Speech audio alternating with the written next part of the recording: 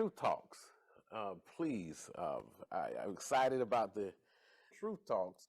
They are addressing true fellowship and what it means, what true fellowship and corporate worship looks like according to the Bible. I will sing to the old rugged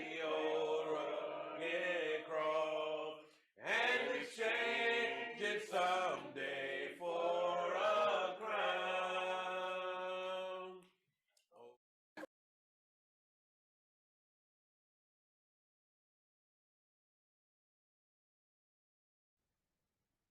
Good evening.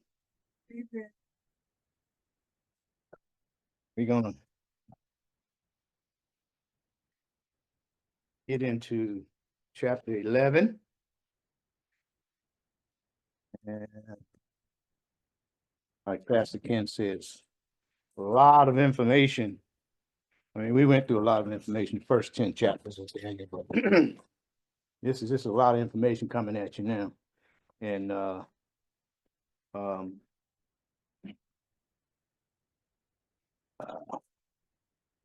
hopefully I can get through what I intended to get through tonight.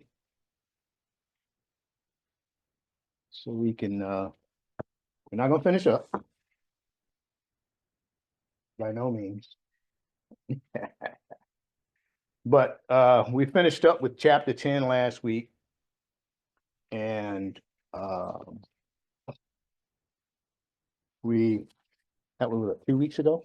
2 weeks ago. And talking about the vision of Daniel and Daniel being comforted by the angel Gabriel, and how Gabriel was held up, right? Remember that? He was held up from getting to Daniel by the prince of Persia, they called him. We talked about each of these places had a prince, and we're talking between the spiritual realm and the natural realm. Each of them have a prince. So we don't things that happen in the spiritual realm we don't see. So we ended up with that 2 weeks ago. And just before I start, well, let me just read this. The pre-written history of the kings of the north and the south. That's what the title that I put on there, chapter 11. And I wrote pre-written because, like Pastor can understand, this is something that we see as history now, but it wasn't history then. It's prophecy. And Daniel believed by faith.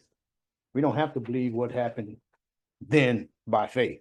You read the history books and you know, so we know what happened. But to Daniel, it was in the future. It is the history of the wars of the Ptolemies of Egypt, that's the kings of the south, and the Seleucidae of Syria, kings of the north. Seleucidae, Seleucidae.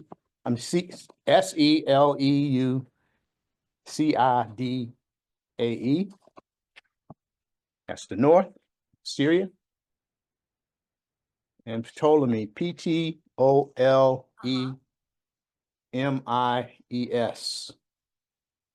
That was the kings of Egypt and in the south.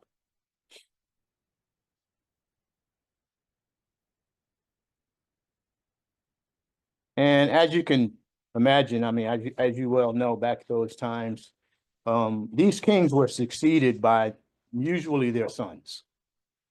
And you'll see as we go along, some of the sons' names had the same names. It was 1, 2, 3, Ptolemy 1, 2, and 3. They had different surnames on the back of it sometimes. When I say Ptolemy, I ain't talking about the same man all the time. And I'll try to specify which one I'm talking about as we go along. But there's a lot of, this is 2 pages of north and south here, the kings. And a lot of these names you'll be repeating over and over and over again. But they were of different times, they ruled at different times, different things happened. And you'll see as we go along how things progress. And also in light of that, in addition to that, what all of this meant to the precious land. The Bible calls it precious land. We're talking about Palestine, Jerusalem, the Jews, Daniel's people. That's what this is all about. So chapter 10 and chapter 12, 11 and 12, all deal with the same vision. So chapter 11 here is a continuation of chapter 10. Okay, it fills in some of the details of the 70 weeks of chapter 9, which we went over in chapter 9, Daniel's 70 weeks, which specifically concerned Daniel's people in Israel. This chapter is so important that Satan, that prince of Persia I mentioned earlier, hindered Gabriel in coming to give Daniel the answer to his prayer, because this prophecy concerns the 2 nations, Persia and Greece, which were all important in relation to Daniel's people. This chapter also bridges part of the gap between the Old and the New Testament. We speak of this period as being the intertestamental period and a period of silence. Some call it a period of silence from God. We're talking about the same period here between the Old and the New Testament. This period was a time of Israel's greatest travail. They suffered at the hands of both Syria and Egypt. It's the north and the south. They were stuck in the middle. As these 2 nations warred against each other, Palestine, Daniel's people, were caught in the middle as these 2 armies seesawed back and forth, up and down across the land of Israel. It was during this time that the rise of Antiochus Epiphanes occurred. We'll talk about him much later.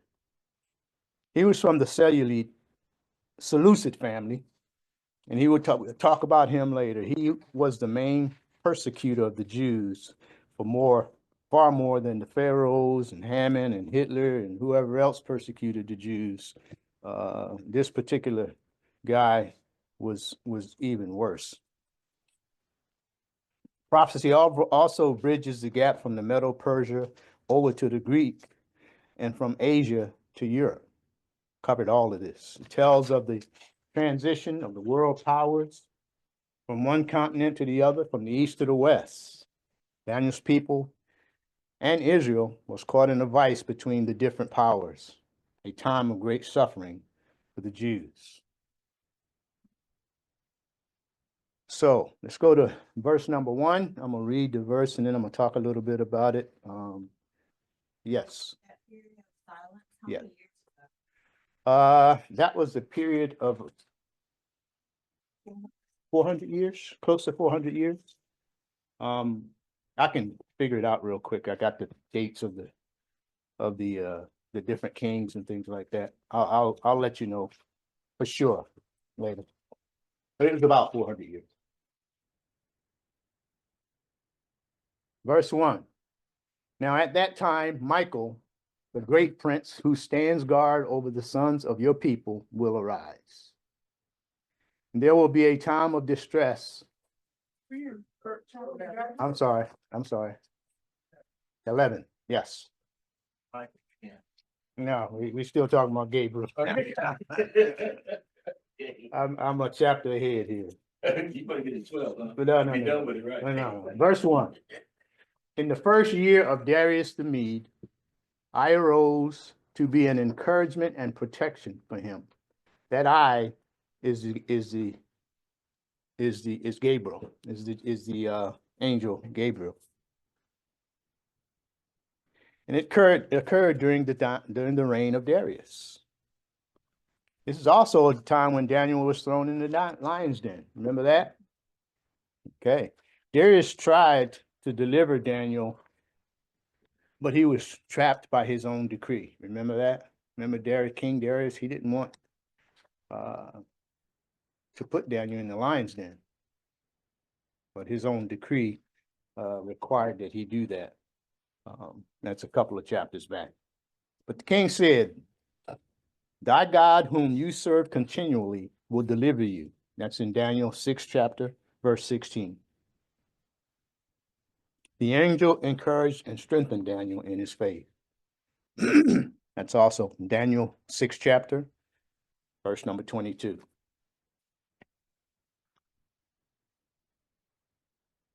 Verse 2. And now I will tell you the truth. Behold, 3 more kings are going to arise in Persia. Then a 4th will gain far more riches than all of them.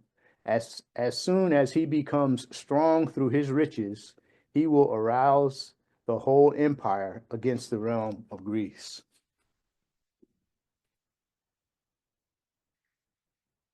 Since the prophecy was given in the 3rd year of Cyrus, and we can see that in chapter 10, verse 1. The 3 kings that were to stand up after him was Ahasuerus, Artaxerxes, and Darius. We'll find that in Ezra 4th chapter. You read on your own the entire chapter. Talks about those individuals. They are known in history. Remember we said before, Daniel was looking forward to this. We're looking back. So in history, they're known as Cambyses, who ruled BC 529 through 522. Pseudo-Smyrtus from BC 522 to 521. And Darius Hystaspes, BC 521 to 485. And the 4th king would be Xerxes, who ruled from 485 to 465. It's the son of Darius who gained riches and stirred up Persia against Greece and invaded in BC 480, but he failed to conquer.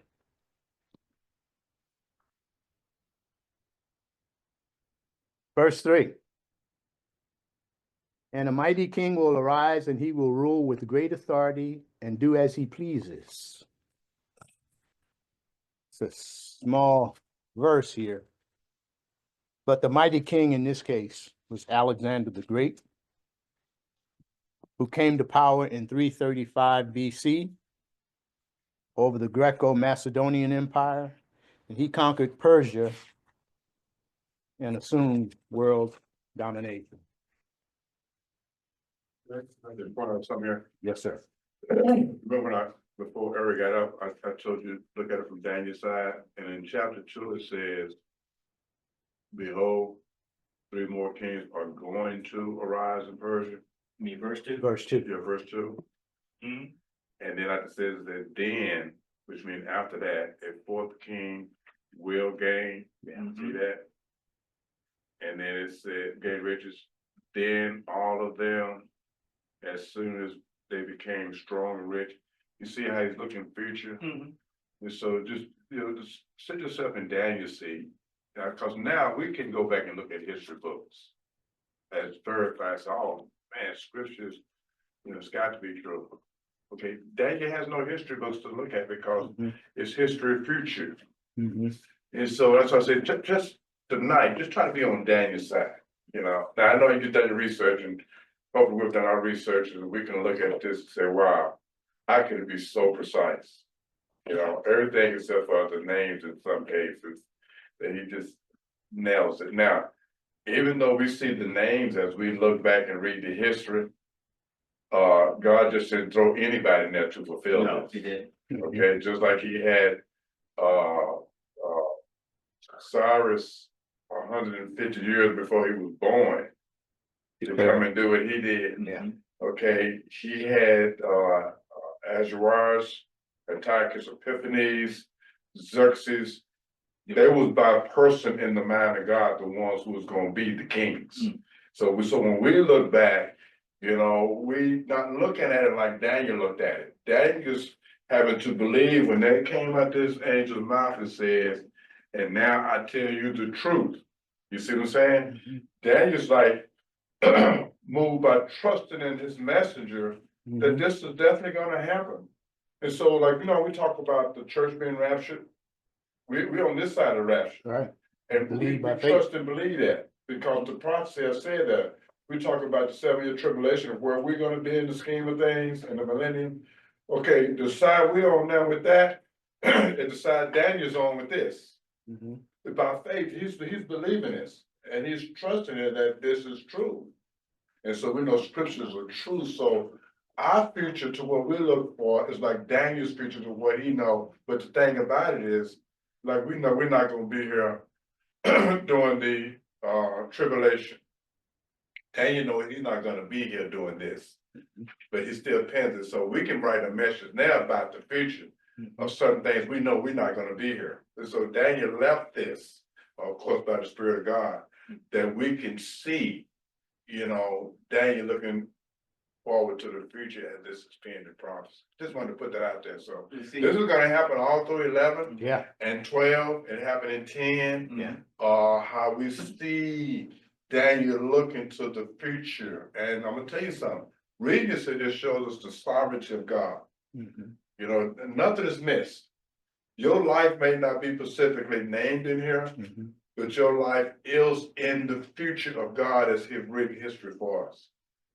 You see, that's why, when you look at this, and like you said the week before, you said, this preference, this is a prophecy, this is the vision that's continuing to move forward. And it's drawn, and this is what he's not gonna see it, but he has seen the vision, and it's been explained to him by Mike.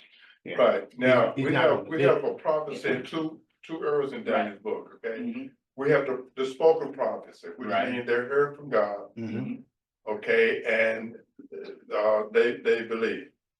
And then we have the vision prophecy, the visions of the ram and the goat, you know, and the lion and the bear. Those are prophecy, future, and a vision that Daniel saw.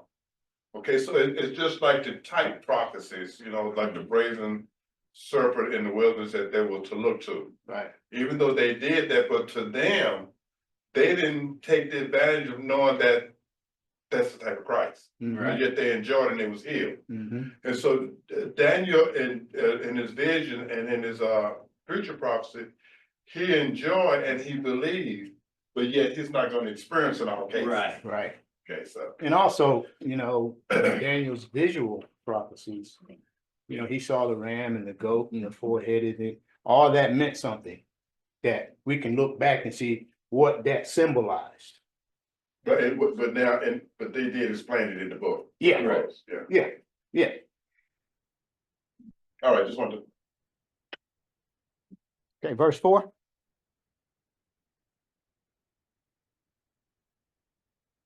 But as soon as he has risen, his kingdom will be broken up and parceled out toward the 4 points of the compass, though not to his own descendants, nor according to his authority, which he wielded.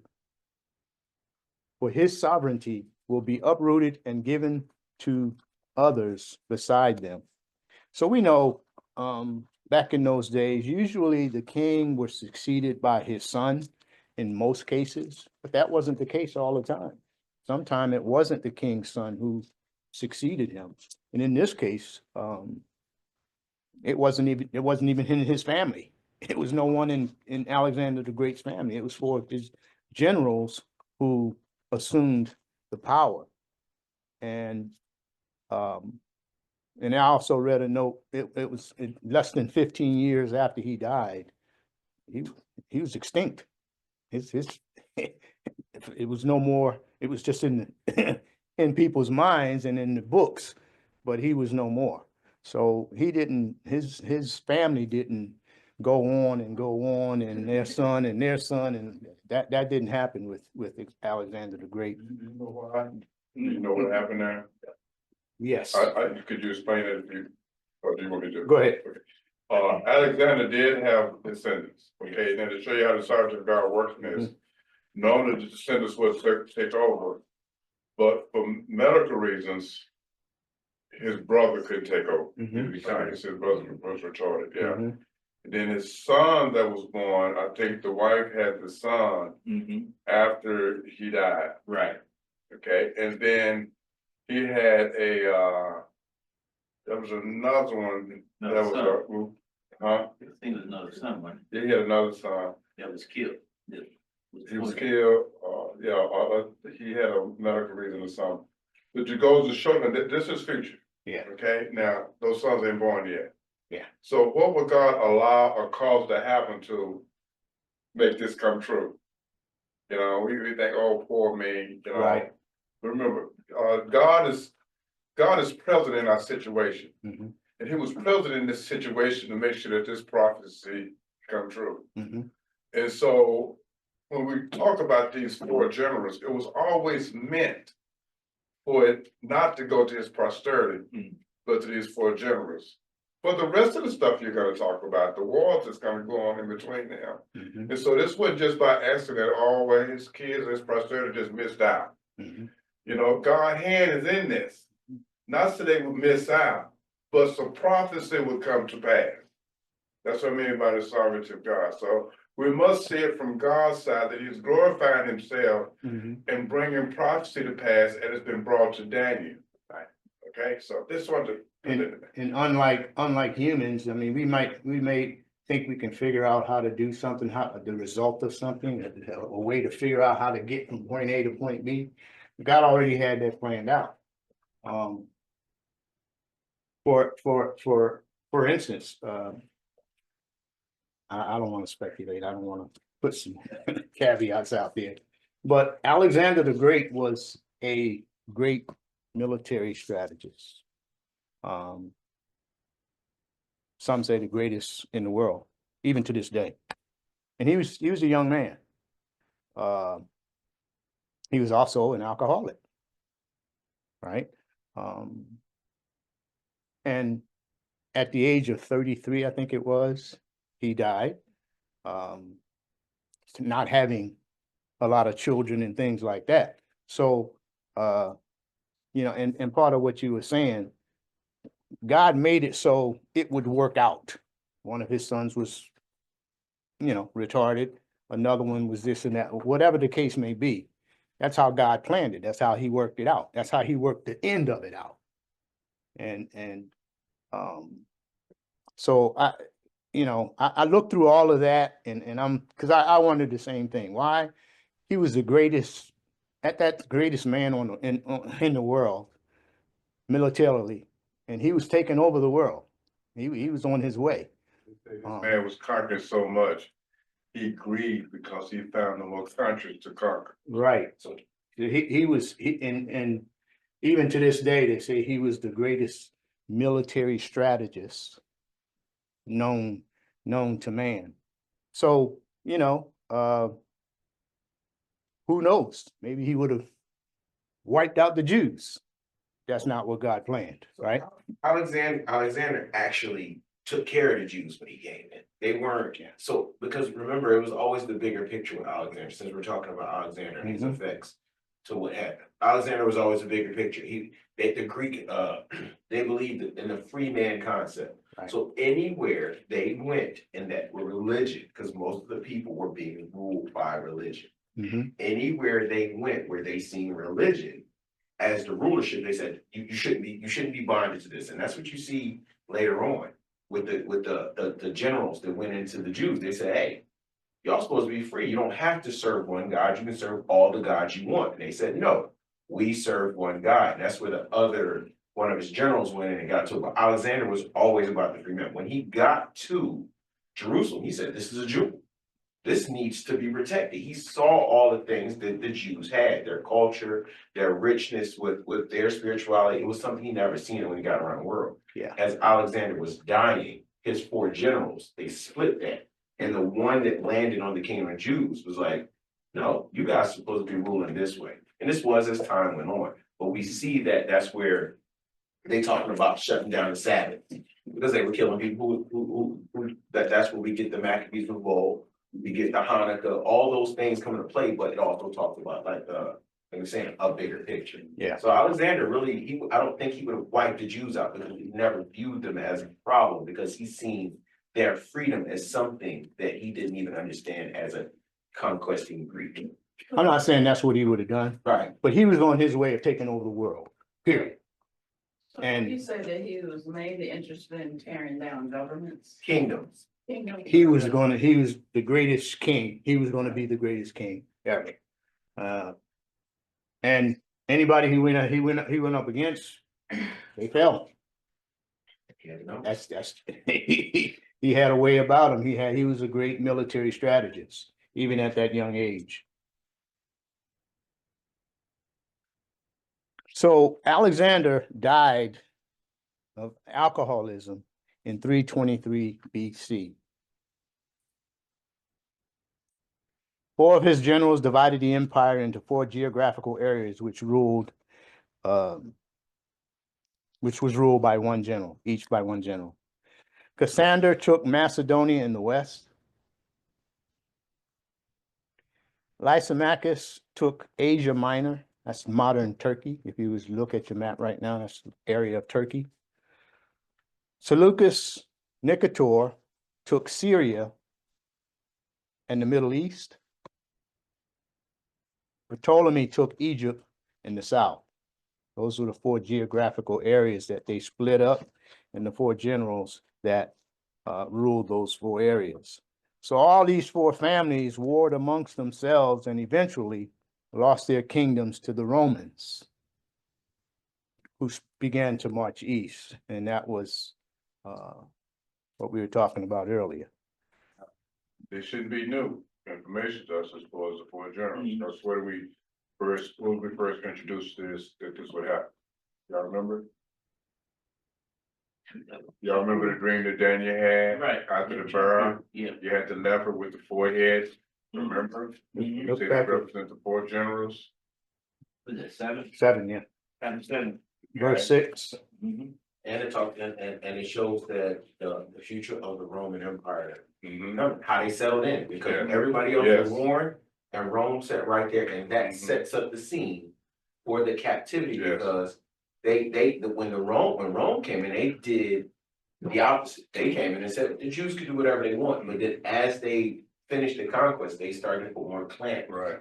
on their regulations, what they could do as Jews, and it became that the Sadducees and the Pharisees were the ones that were acting as the new kings of Jerusalem. I'm gonna read Daniel 7, verse 6 for you. And it says, after this I kept looking, and behold, another one, like a leopard, which had on its back 4 wings of a bird. The beast also had 4 heads, right? And dominion was given to it.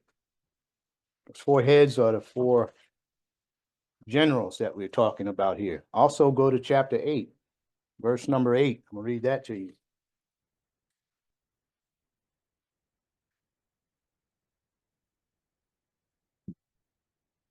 It says, then the male goat magnified himself exceedingly, but as soon as he was mighty, the large horn was broken.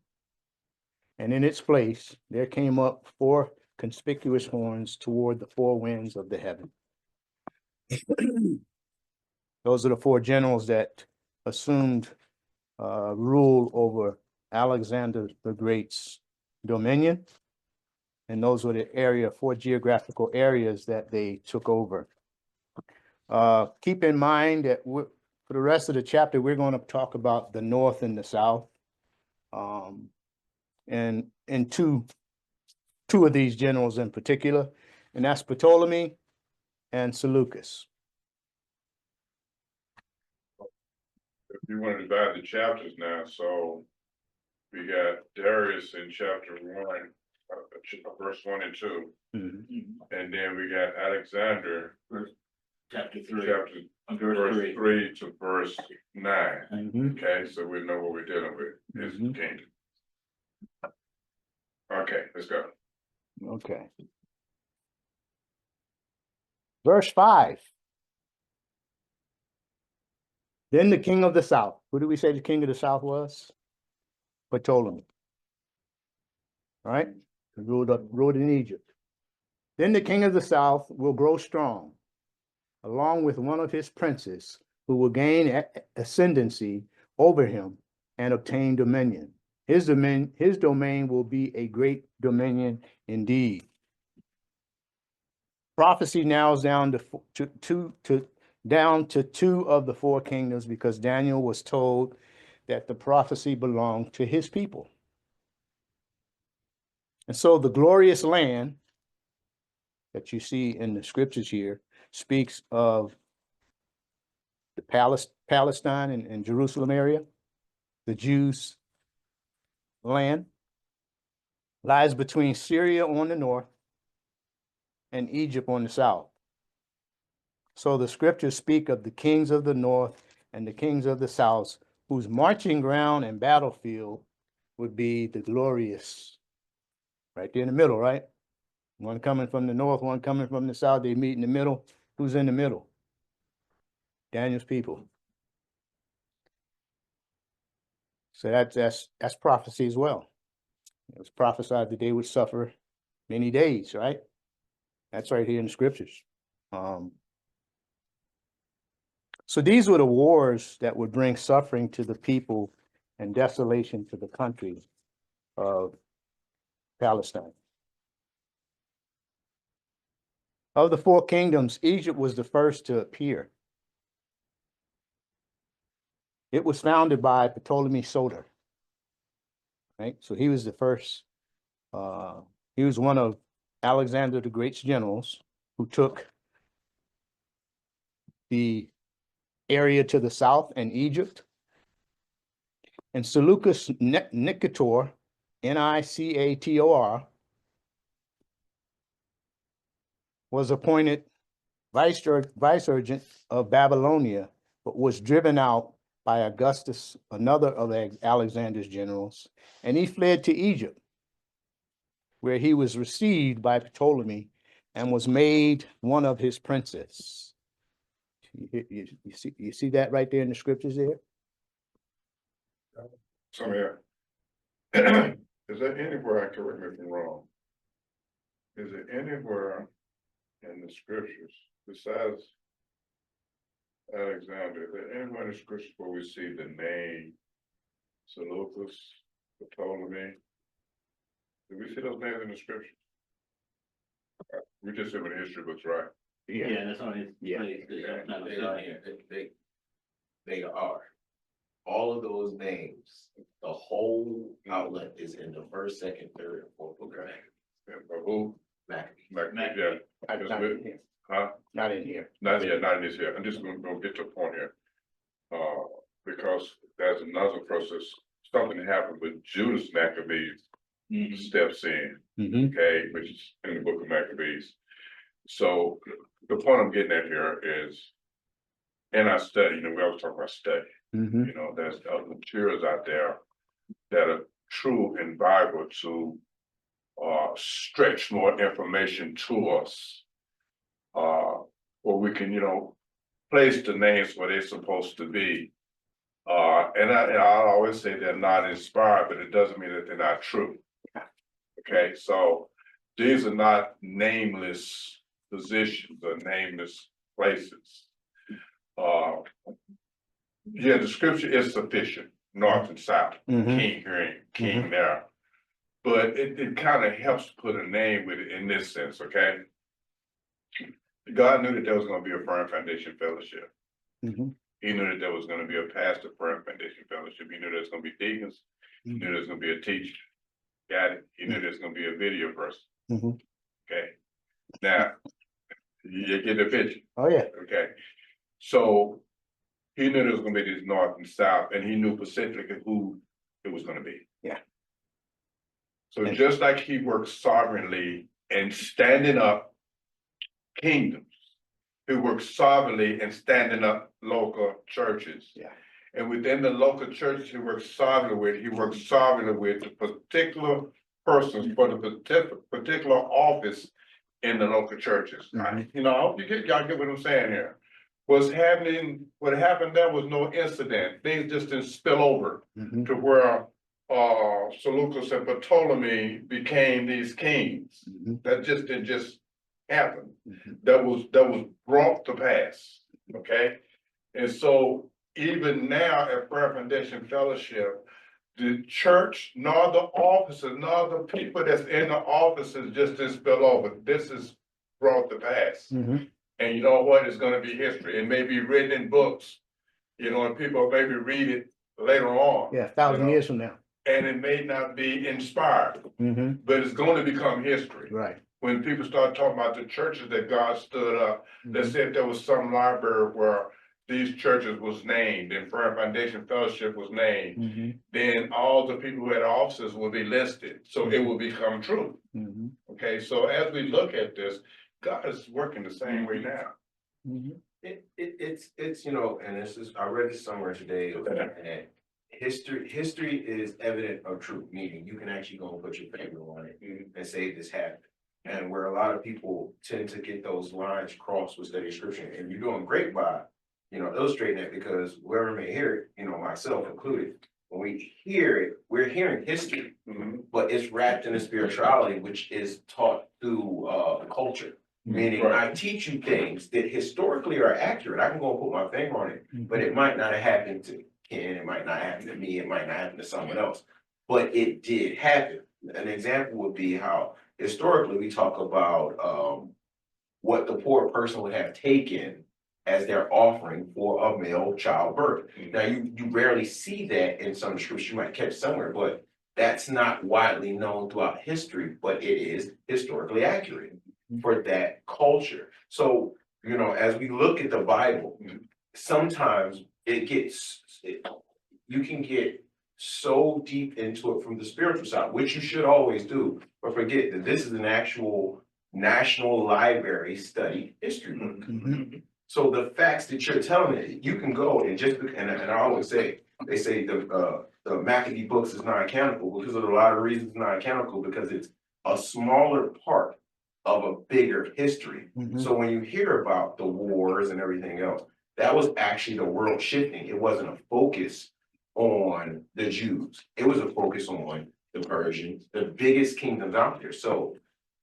initially, those books got wrapped into that. But however, also when the temples got destroyed, a lot of that information that was historically accurate was passed down. Like if all the Bibles went away right now, we would become the historians. Right. And also the keepers of prophecy, because we will also know what's to come in the future. And that's kind of what Daniel was wrapped up in the middle of it. And I brought that up because I think it feels all good when somebody say the king of the South. For me, what was that king's name? I want to go look for it. Now, if the king's name is not mentioned, scripture is sufficient to know that it was a king. Mhm. But for me, I just want to know what was that king's name and what was he like? Was he an aggressive king? Was he a passive king? You know, because he lost his kingdom. What caused him to lose? And then who did he lose it to? And what was that king's name? Did he have a son? Right. Why his son didn't take over? Right, so- Or vice versa, whatever. Right, so now a lot of pastors will tell you, don't go read this book, don't go read that book, and I'm not getting on other pastors, okay? But I'd like to pull stuff out like that to show that whoever the king was, he had a name. He was ordained, he was ordered before the foundation of the world that he would be that king.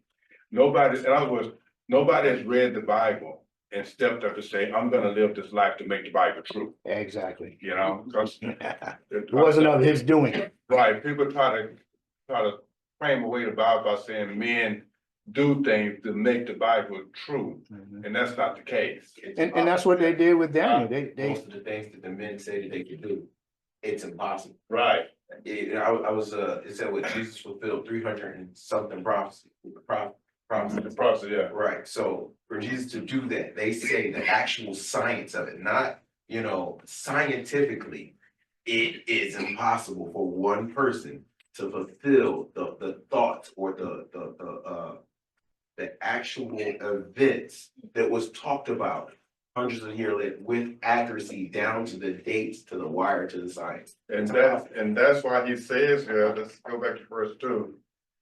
And now I will tell you the truth, because what's happening here is like, did that really happen? So he just opens it up. There's gonna be some impossibilities here.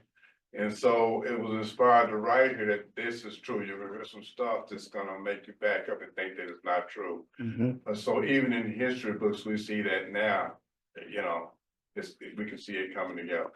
And this was Now, Gabriel speaking yeah, to and Daniel. without history books by faith, I believe this, Mhm. but God has allowed that to come into play where we have those, you know, that we can see and read and be able to teach accuracy of God. Mhm.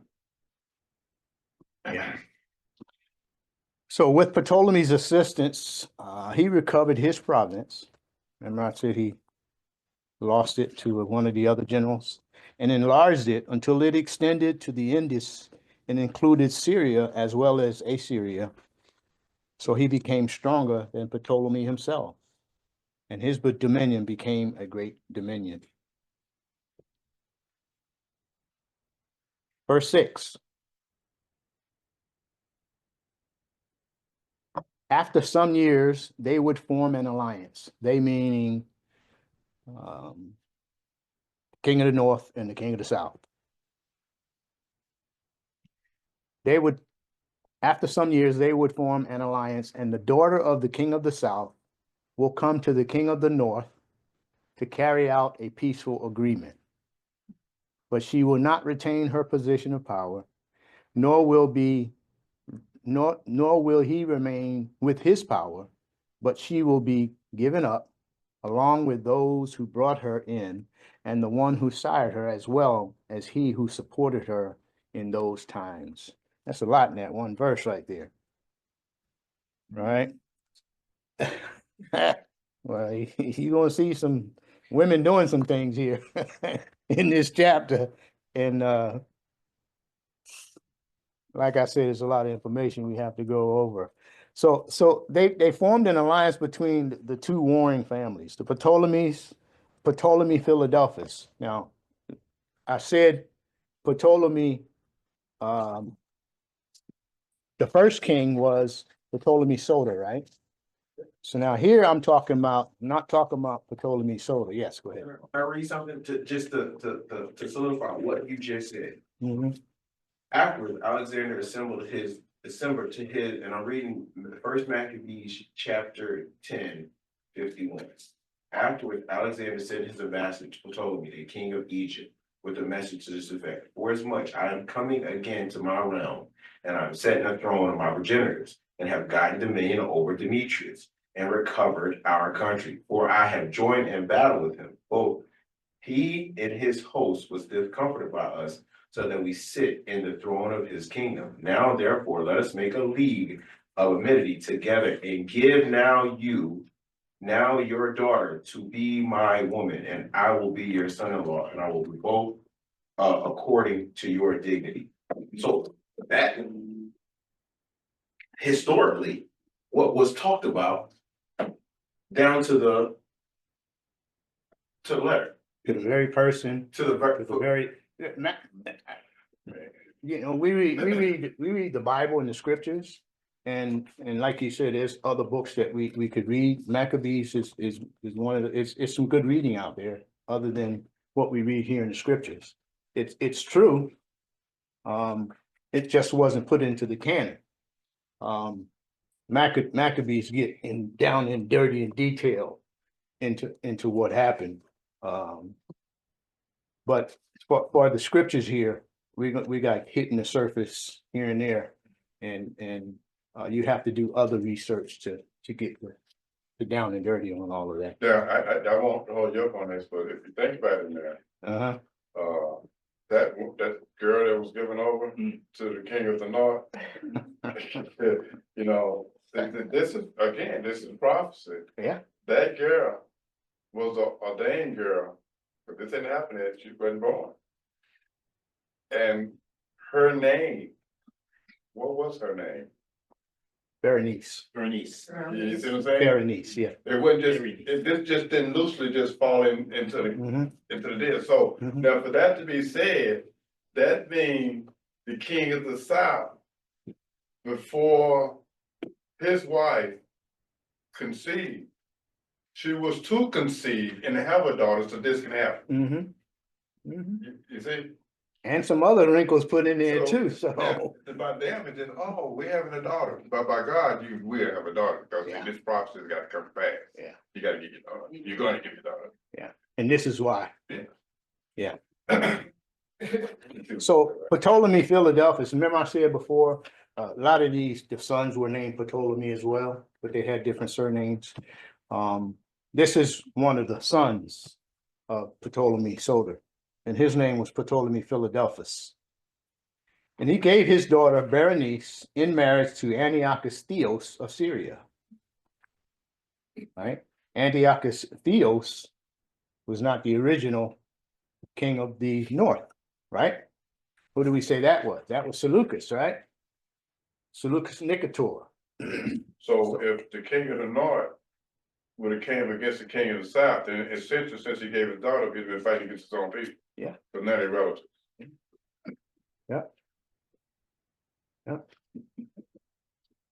Yes, sir.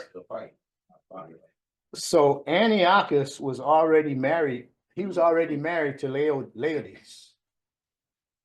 He's married and had kids, right? Divorce. Whom he divorced. But 2 years later, Ptolemy Philadelphus dies. Right? That's Berenice's father. Bernice did. How did I know that? Yeah. Research. Okay. It's ordained. How about that? See, he died, so Antiochus Theos put away Bernice, went back to his original wife, right? Now, he didn't kill her.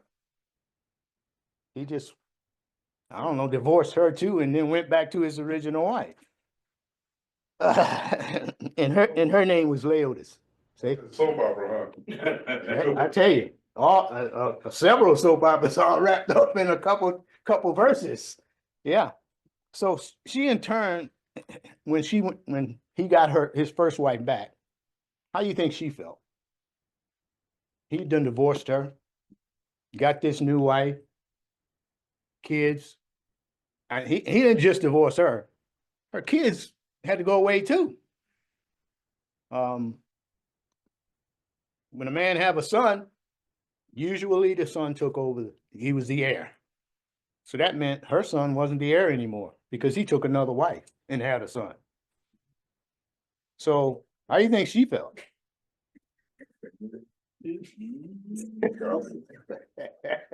That's what I was saying when I was writing.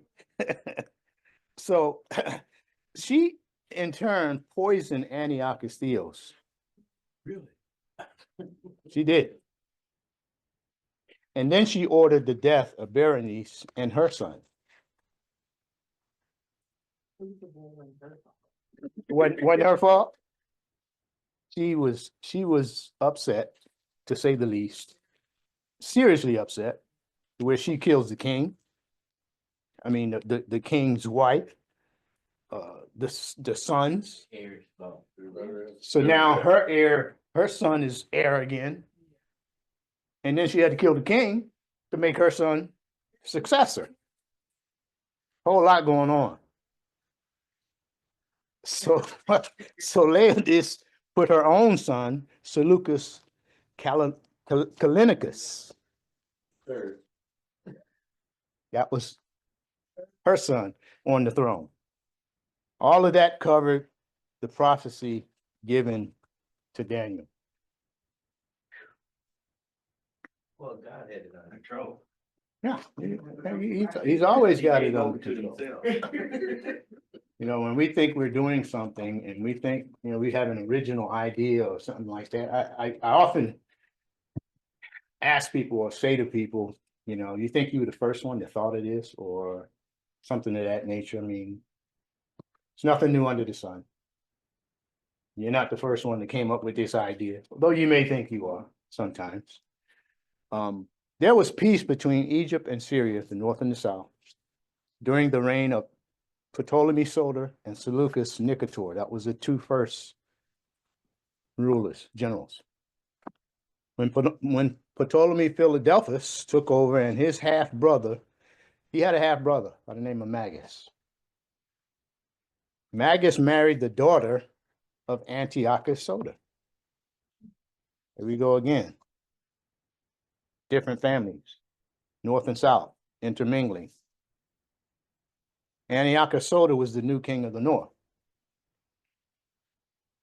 This marriage led to war between Egypt and Syria. Magus had induced his father-in-law, who was Antiochus Soter, to declare war on Egypt. Antiochus Theos succeeded Antiochus Soter, and war continued with Ptolemy. So basically, it's just two families warring with each other back and forth, making alliances, breaking alliances, all kinds of things. This is what's going on during that period of time. And all of this time, Daniel's people were right there in the middle of all this. It's like war going on over your head. What can you do? You can't go. It's nowhere for you to go. It's nothing for you to do. That was the desolation part, what was talked about in scriptures of Daniel's people. The suffering. Nothing new under the sun. Yes, sir. You know how we get our countries to come together, it's as far as table they sit around and they make a covenant. Summits. Yeah. You know how many of them covenants have not been broken? All of it been broken. Same thing happened here. They came together to make a covenant that even if it's a moment of reprieve, at some point, it'll be broken and war break out again.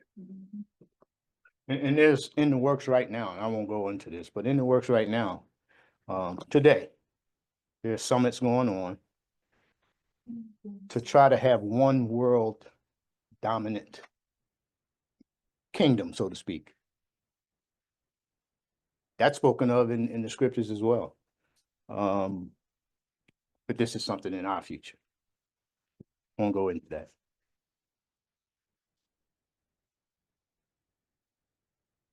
Where was I? Antiochus Theos succeeded Antiochus Soter and would continue war against Ptolemy. At some point, Ptolemy offered his daughter Berenice and a large dowry on condition that the Syrian king would declare his former marriage to Laodice void and her sons illegitimate. That's what we talked about a minute ago. Verse 7. But one of the descendants of her line will arise in his place, and he will come against their army and enter the fortress of the king of the north, and he will deal with them and display great strength. This was Ptolemy Euergetes. He's another one of the kings, another one of the descendants on the Ptolemy line, the brother of Berenice. So now Berenice is in the north now, right? Her family is from the south. So Berenice's brother, who was in the south, he came up with his army and captured Syria. Dead now. Berenice, he got there too late. Yes, she was killed and her sons were killed before he made it there. But he heard about what was going on, but he got there too late. And he seized the fort in the port of Antioch. He took captives and precious vessels and silver and gold. Upon hearing of his sister's treatment, he marched into Syria with a large army, but he arrived too late to save his sister. But he took revenge by putting Laodice to death. Now both of them dead, right? I mean, it's going back and forth.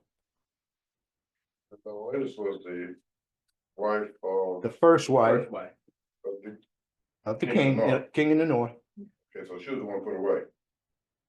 She was the one divorced and she came then back. reinstated. And then she killed Berenice. You know, And then Berenice's brother went up and killed her. Can I ask you a question? Yes, sir. Where does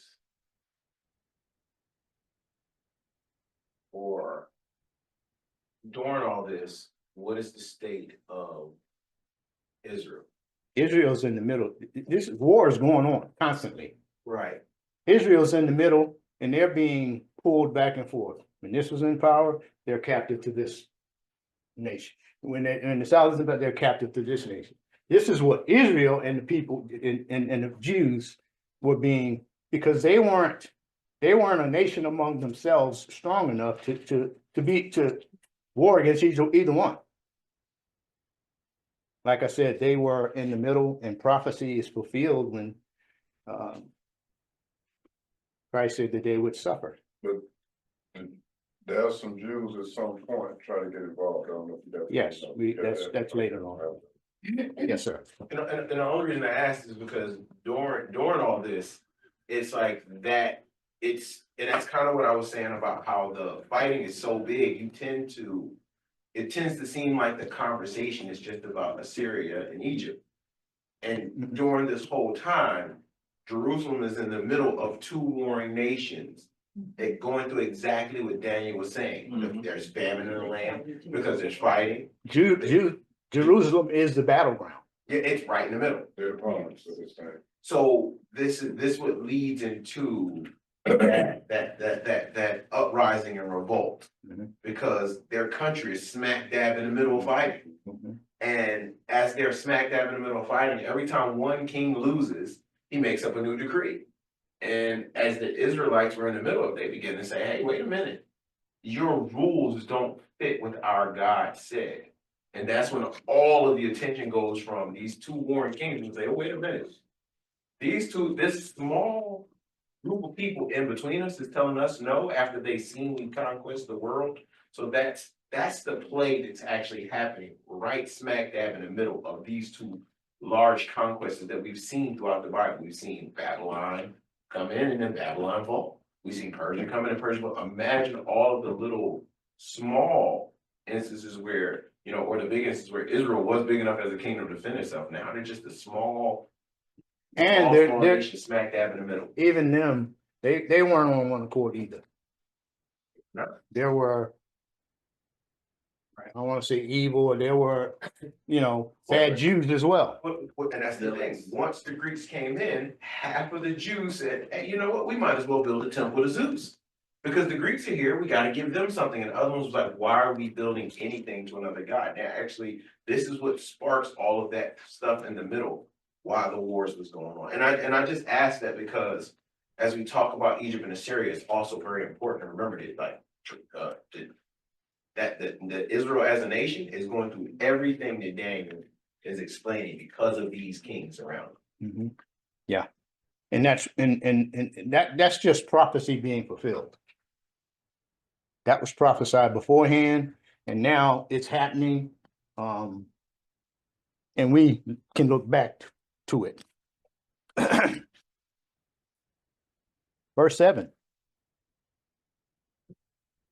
I already read that, right?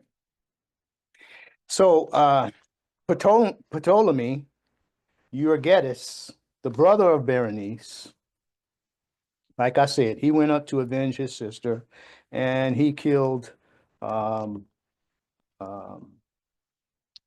Laodice and her sons and whoever was around her. Usually it's just not the one person that they went after. Whoever helped you, if you were in the crosshairs too. And usually that's what happened when these things took place. So after he captured Seleucia, after he put to death Laodice, and he got his revenge and all of that for his sister, he captured Seleucia, the fortress and of the king of the north. That was the fortress of the king of the north, Seleucia. but was then called back to Egypt because of some insurrections that was going on back at home. But he didn't return empty-handed. He carried back many princes, spoil. Whoever won the fight always brought the spoils back, right?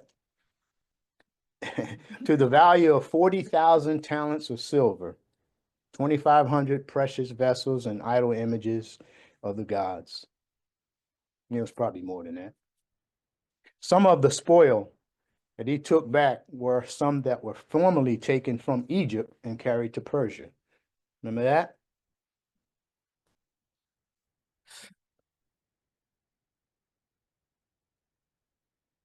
After this, the Egyptian priests bestowed upon Ptolemy his surname of Euergetes, which means benefactor.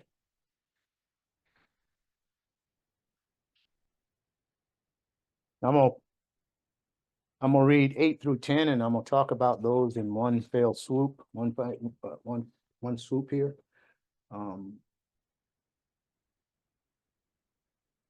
Verse 8, also their gods with their metal images and their precious vessels of silver and gold, he will take into captivity to Egypt, and he on his part will refrain from attacking the king of the north for some years. Then the latter will enter the realm of the king of the south. He will return to his own land. 10, his sons will mobilize and assemble a multitude of great forces, and one of them will keep on coming and overflow and pass through, that he may again wage war up to his very fortress. Throughout this time, the sons of the kings on both sides continue a war against each other. The sons of Seleucus Kilonicus from the north, there were named Seleucus, Cerinus, and Antiochus, assembled large armies and attempted to recover their father's dominion. But Seleucus was weak and timid. He was without courage. He was unable to discipline his army, and he was poisoned by 2 of his own generals after a reign of about 3 years. His brother Antiochus succeeded him. Antiochus is the one in the text talk about who should overflow and pass through. Antiochus was the one that they're speaking of in that particular text. He directed his efforts against Ptolemy Philopator, the new king of the south. He seized Tyre, which is present-day Lebanon, and Ptolemais overflowed and passed through Palestine and marched against Gaza, the fortress of the king of the south. And this happened in BC 218.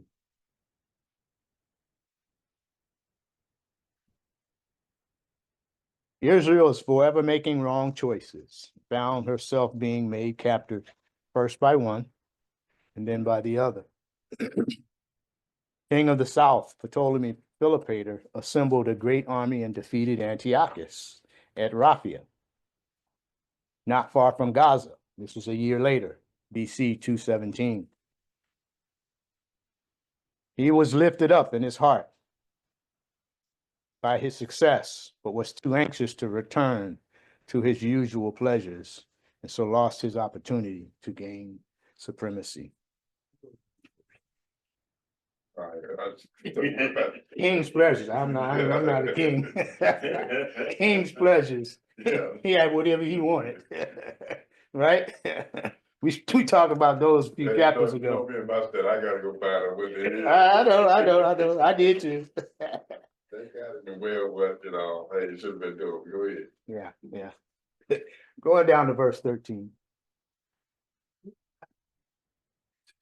Go ahead. And it's funny that when we think about the in Samuel, when they ask for other kings, every king that doesn't operate by the rules or the laws of Deuteronomy was a king operating in sin and abomination. And that is the point too, when we see these other mentioned kings to know that their ways that they walked in was never the right way because it was not according to the law that God gave the king. And God warned them. He warned them the very thing when they didn't operate, what would happen. Well, and if you see it, they're operating and it's happening to them because it goes back to what the Romans said about how they didn't know. They knew who God was. They still said themselves was God because every king that we talked about has always said they knew God. They just didn't acknowledge him as the God. So when we see these kings operating, the failure is actually ordained even further, earlier in the scriptures by what was said in Deuteronomy. Chapter 4. Yeah, we're the kings who don't do what they're supposed to do. This is the failure. Their kingdom will be divided, would always be constant war. All of the things happen to each one of these kingdoms that stood up. And it's a constant showing that, or no matter what side, whether it's my kings that don't follow my rules or kings who don't even understand the rules. Pagan kings. Right, it's still going to be the same results because the rules are the rules. Now, what I would invite you all to do, since Peter brought this up, Deuteronomy chapter 4. Yes.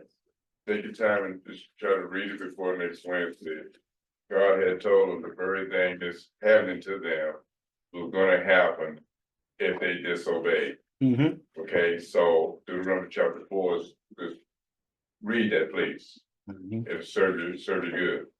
That's what happened that was supposed to happen as a response to their disobedience that was God told them in Deuteronomy. And I was saying that, but I'm also highlighting the fact that even though it goes to show that the mapping of the Gentiles and the Jews, even though they operate by separate laws and rules, the rules still apply for them, even though they didn't say we acknowledge the rules of the Jews. Because everything that happened to the Jews because of their disobedience happened to the other kings because they are, and naturally, they are disobedient. So when we, kind of look at that from that spiritual standpoint of the believer and the non-believer can experience the same pressures, but just the non-believer is walking thinking that his way is right. Right. Because I'm the king. In that case, ignorant is not bliss, right? It's not bliss. It's consequence. And God used the pagan nations and pagan kings to chastise his people. Nothing new, right? Verse 13, when a multitude is carried away, his heart will be lifted up and he will cause tens of thousands to fall, yet he will not prevail. The peace between Ptolemy and Antiochus lasted about 13 years. In the meantime, Antiochus strengthened himself and his armies and were equipped with many victories. Learning the death of Ptolemy Philopator,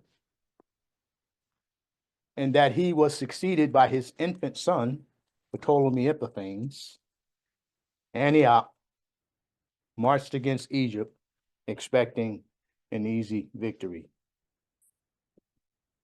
Verse 14. Now in those times many will rise up against the king of the south, and violent ones among your people. Anyway, when you see your people, he's talking to Daniel, right? This is Gabriel talking to Daniel, so he's talking about the Jews. So, where was I? Now in those times, many will rise up against the king of the south, and violent ones among your people will also lift themselves up in order to fulfill the vision, but they will fall down. Remember I said before, not all the Jews were on one accord. Some of them were out for themselves. Whoever give me the best, whatever, that's the way I'll go. Right. So, I mean, some of that was going on too. And that further hindered the people that were loyal and that were faithful, and because it was the infighting going on top of what the wars that were going on. Verse 14. Now in those times, many will rise up against the king of the south, the violent ones. I just read that, didn't I?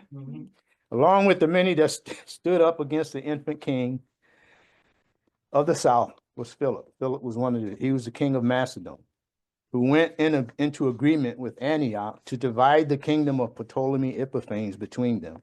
So now you have an infant, a young king, and now you have two different kingdoms, two different kings want to split up his kingdom amongst themselves. Nothing new. That goes on, right? At this point, Egypt was in turmoil. There were wicked Jews in Palestine who hoped to gain favor with Antiochus. They were called robbers. In the scriptures here, we call them robbers because they made it hard on their own people and thus helping the prophecy of suffering for Daniel's people. Antiochus turned against them. You've seen that coming, right? Antiochus turned against those people and caused them to fall. Verse 15 through 19. I'm gonna run through that real quick.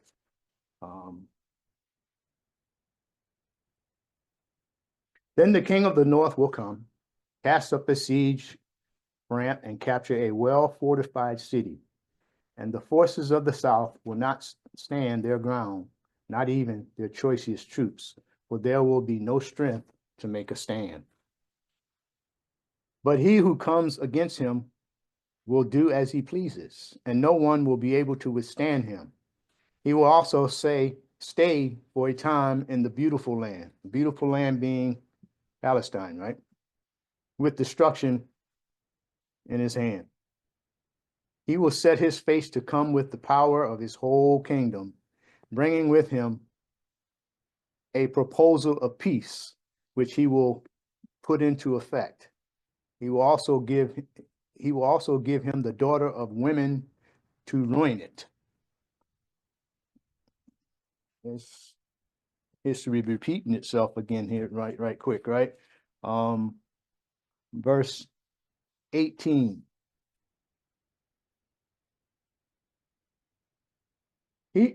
Then he will turn his face to the coastlands and capture many, but a commander will put a stop to his scorn against him. Moreover, he will repay him for his scorn. So he will turn his face toward the fortresses of his own land, but he will stumble and fall and be found no more. Those particular verses cover the remaining time of the wars of the Antiochus the Great, king of the north. At this time, the glorious land was under the control of the king of the south, Ptolemy Epiphanes. So to get to Egypt, Antioch had to first conquer the glorious land. Sidon was a fortified city of the glorious land that Antioch needed to conquer in order to take possession of the glorious land. Then he set his face to enter Egypt with the strength of his kingdom. The Egyptians sought out the help of the Romans, who were now rising to power. So Antiochus had to reconsider and decided to resort to diplomacy. So as one king took over, right, and they strengthened themselves, and then they suppressed the other kingdom. You know how Rome got involved? Oh yeah. Yeah, it was a letter from the Jews reminding them that we are the same descendants as Abraham. Why do y'all go against us? And Rome was like, okay, we might sit on the sideline for a little while and keep them at bay. And Rome was coming into power at that time, and they started marching east. So the Egyptians in the south had some backup now. They had some additional forces now. So the king of the north said, well, I better not, I better rethink this. So he turned to diplomacy, like I said. Antiochus had to reconsider and decided to resort to diplomacy. Antiochus gave his own daughter, Cleopatra. This is not the famous Cleopatra the Cleopatra. There were several Cleopatras back then. But Ptolemy, Cleopatra, he gave his own daughter Cleopatra to the young king Ptolemy Epiphanes. Now, I said he was when he took power, he was an infant. At this point, he's about 7 years old, according to history books. I wasn't there, and the Bible doesn't tell me, but the history books. Ptolemy was about 7 years old. Now, Cleopatra herself was very young. And that's why she was called daughter of women in verse 17. You see that? That scheme didn't work because Cleopatra sided with her husband instead of her father, and even congratulated the Romans for their victories over her father. So it's a big mess, right? Families intermingling, fathers against daughters, whatever the case may be. All of this was going on, as you can imagine. I won't use that word that I was thinking of, but all of this was going on. In the meantime, God's people were suffering. So to avenge himself against the Romans, he sailed the coast, the Greek Isles of Asia Minor. He said, let me lick my wounds and go pick on somebody else, right? I can't defeat Egypt and the Romans. So he went and picked on the Greeks. He was defeated at Magnesia in BC 190 by Scipio Asiaticus, the commander mentioned in verse 18. In verse 18, but a commander will put a stop. That's who that was. Who was a Roman prince? Rome was very good at collecting taxes. Were the best tax gatherers in the world at that time, till modern America perfected the system of taxation. So, nothing new under the sun, right? They've been collecting taxes forever. America perfected it. They do it better than anybody else. So Antiochus returned home, and harsh taxes was levied upon him. Because when you lose the war, when you lose the battle, you know, they impose themselves on you, right? And so they impose heavy fines and taxes on Antiochus. Say again? The other cities paid taxes to the vassal king. Mm-hmm. That's the same thing with politics now. When a losing politician loses, they end up paying what they can't pay. No bright novel ideas, right? So he was to pay, taxes was levied on him annually for the next 12 years. But a few months later, while trying to raise the tribute money, he attempted to plunder the temple of Bel in Elymais. That's what happened. I don't have the money, so I'm gonna go pick on somebody and take their money so I can pay. That's what was going on in this case. But the people rose up against him and killed him. So he stumbled and fell and was found no more. That's what the scriptures. So verse 20.